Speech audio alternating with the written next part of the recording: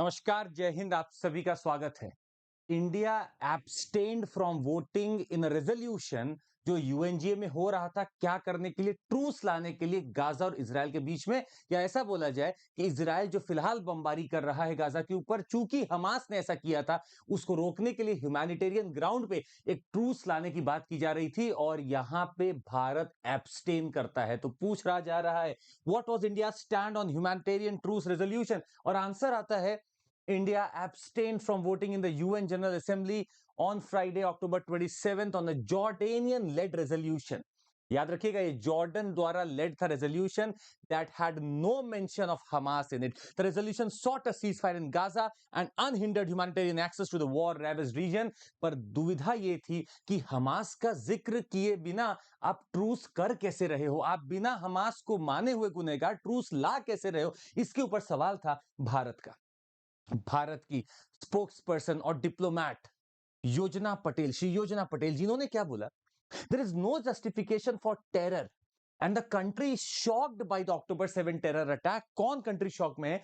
Israel. 7 अक्टूबर का shock Israel भूल नहीं पा रहा, जब उसके आयरन डोम ने कोशिश की थी बहुत चीजों को रोकने की, पर कुछ मिसाइल तो पेनिट्रेट कर लिए थे उस डोम में से।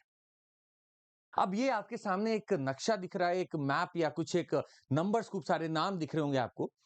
इसमें जितने आपको कैंसल वाले दिख रहे हैं येलो कलर से, वो सब हैं जिन्होंने एब्सटेन किया है इस रेजोल्यूशन के ऊपर। और आपको दिख सकता है भारत यहां पे जिसने एब्सटेन किया है, फेवर में 120 लोग रहे हैं, अगेंस्ट में 14 लोग रहे हैं और एब्सटेन किए हैं 45 लोग। ग्राउंड क्या है एब्सटेंशन का?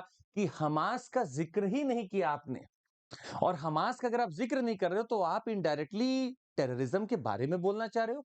टेररिज्म इज अ मैलिग्नेंसी, ये कहा गया वहां पे, and knows no borders, nationality or race, and the world should not buy into any justification of terror acts, India told the United Nations General Assembly. बोला terrorism यहां हो, terrorism कहीं और हो, टेररिज्म का रूप एक ही रहता है, रंग एक ही रहता है, और अगर आप इसके खिलाफ नहीं बोल सकते तो मैं इस रेजोल्यूशन पे भी साइन नहीं कर सकता, इसमें हमास का नाम चाहिए। कनाडा के लोग भी वहां बैठे थे। हालांकि उन लोगों को ये चीज तो पता थी कि भारत टू स्टेट सोल्यूशन को प्रमोट तो करता है, जिसमें इजराइल का अपना खुद का बॉर्डर और कंट्री हो और पैलेस्टीन की अपनी खुद की कंट्री हो। आज भी हमने टू स्टेट सोल्यूशन की ही बात की है, पर हमने बोला अगर रेजोल्यूशन पे साइन कराना है तो आपको कुछ ना कुछ तो करना पड़ेगा।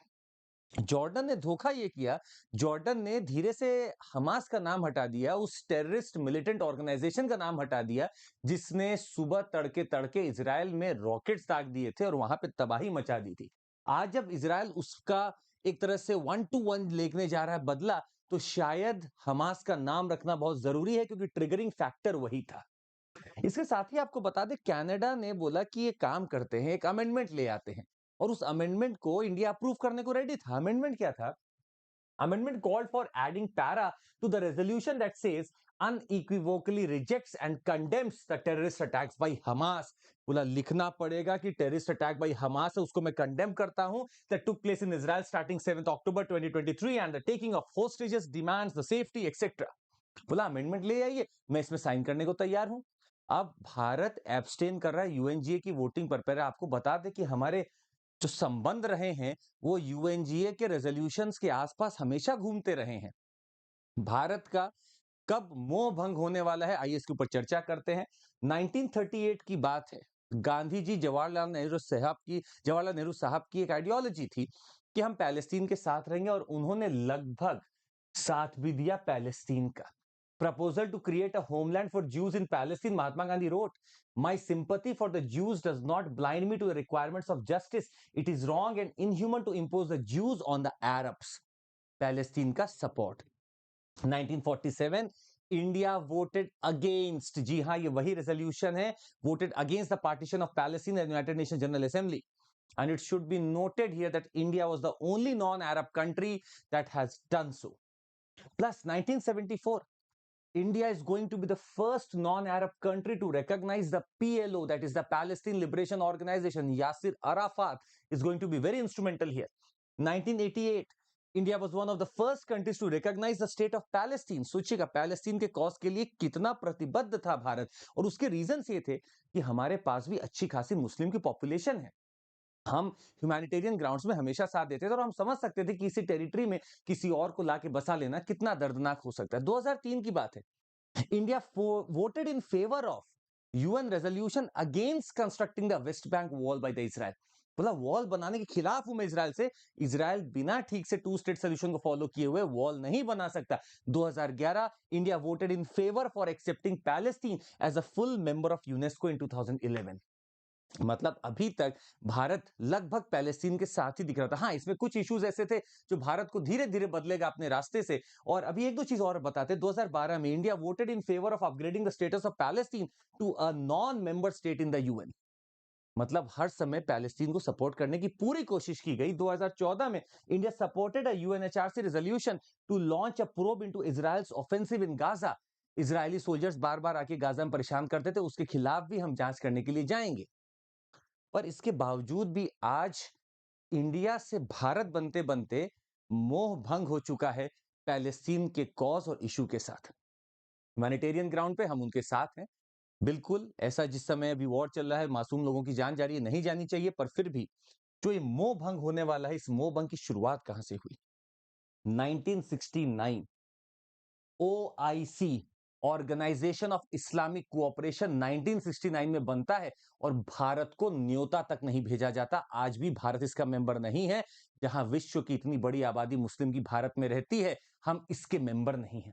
1960 और लगातार उसके बाद से जब से आप देखेंगे कि कश्मीर का मुद्दा हमेशा गर्म रहा है, पर आज तक भी अरब वर्ल्ड ने, पैलेस्तीन ने कभी साथ नहीं दिया, कभी बात नहीं की भारत के लिए कि कश्मीर हमारा है।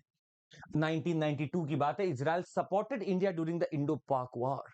और इतना ही नहीं, हर वॉर में इजराइल ने भारत का साथ दिया है, भले हमारे रिश्ते उनसे रहे हो या नहीं रहे। और 1991 में जब यूएसएसआर कोलैप्स हो चुका था, यूएस एक सुपर पावर पर तौर पे निकल के आ चुका था और यूएस और इजराइल के पुराने रिश्ते हैं, तो हमारे शायद अपने आप अलाइन होने थे रिश्ते इजराइल के साथ ही। 1991 में चालू हो चुका है। 1992 में पहली बार हम लोगों ने शायद नॉन अलाइनमेंट को छोड़ते हुए, प्रो अरब पॉलिसी को छोड़ते हुए इजराइल से डिप्लोमेटिक टाइज सेटअप किए थे 1992 में। और लगभग 2000 के बाद से देखते आ रहे हैं हम, India has been the world's largest buyer of defence equipments from Israel. और एक से एक ड्रोन टेक्नोलॉजी, लेजर बीम्स हमारे पास, एवैक्स, सब इजराइल से ही हम ले रहे हैं और आज भी हमारी डील्स उनसे चल रही है। तो ये मोह भंग इसलिए होता है कि बार बार हम किसी की मदद तो कर रहे थे, पर उसके आसपास के लोग और वो खुद हमारी कभी बात नहीं समझ पाता था। इजराइल से अब रिश्ते हमारे अलग हैं। हम अब पैलेस्तीन को देख के इजराइल से रिश्ता नहीं रखते, ना हम इजराइल को देखकर पैलेस्तीन से रिश्ता रखते। We have dehyphenated them, but the present scenario where Hamas has done this error, और इसको जब तक हम नहीं लिखेंगे रेजोल्यूशन में, भारत ऐसे किसी रेजोल्यूशन पे साइन नहीं करेगा। Terrorism must be condemned wherever it is. तो उम्मीद है आपको ये समझ में आ गया होगा पूरा चर्चा। आपको बता दें 333 लर्नर्स हमारे यहाँ से निकले हैं। आप भी अगले हो सकते हैं। सीएमसी कोड का इस्तेमाल करना मत भूलिएगा, किसी भी सब्जेक्ट को आप ले सकते हैं, कोर्स को ले सकते हैं। Plus we are having this repeaters batch, अक्टूबर 31 से स्टार्ट हो रहा है, जुड़ जाइएगा। अप टू 50% ऑफर, आज इसका अंतिम दिन है। प्लस लक्ष्य बैच है आपका 2025 के लिए, सीएमसी कोड पर आपको वहां भी लाभ मिलेगा। So this repeaters batch, you get your live classes, you get your fresh test series, updated self-study PDF and a lot of things here. Plus we are having a lot of things etc. So जैसे आपका EMI facility भी available है, इसका आप लाभ ले सकते हैं। बहुत बहुत धन्यवाद आप सभी का। Thank you so much, take care, जय हिंद।